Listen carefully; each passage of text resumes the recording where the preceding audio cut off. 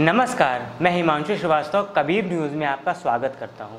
Corona के प्रचंड दौर में मोदी सरकार की कार्यशैली पर अक्सर कई सवाल उठते रहते हैं, लेकिन कोरोना दौर में सरकार की असंवेदनशीलता से हो रही मौतों के बाद इन सवालों का पुलिंदा कई गुना बढ़ गया है। अब जनता के जहन में बस एक ही सवाल है, आखिर कब तक सरकार अपने जुमलों के सहारे जनता से खिलवाड़ करती रहेगी।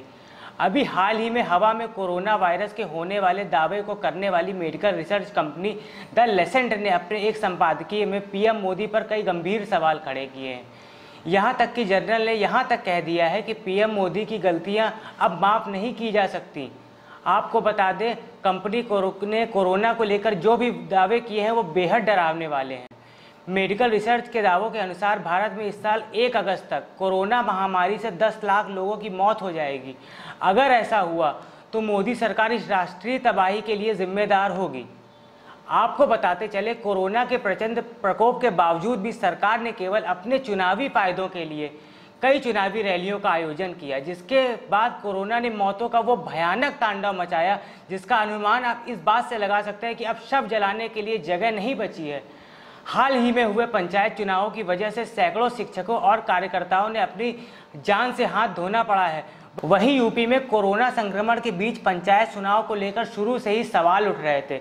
अब इन चुनाव ड्यूटी में लगे सैकड़ों शिक्षकों की कथित तौर पर कोरोना संक्रमण से हुई मौतों के मामले ने एक अलग ही बहस को जन्म दे दिया है।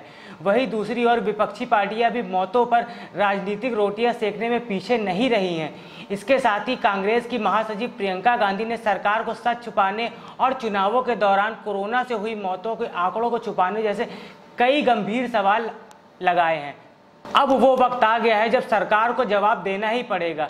पीएम मोदी कब तक इन सवालों से बचते रहेंगे? अब तो कहने में बिल्कुल संदेह नहीं है कि इस महामारी से भी ज़्यादा घातक भाजपा की राजनीति हो चुकी है।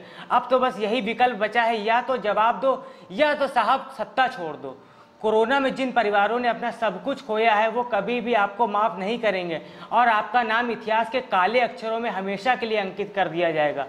आपके जुमलों की कलई अब खुल चुकी है। अब हमारा देश एक बड़े बदलाव की तरफ बढ़ रहा है जिसमें दूर दूर तक आपके जुमलों के लिए कोई भी जगह नहीं है।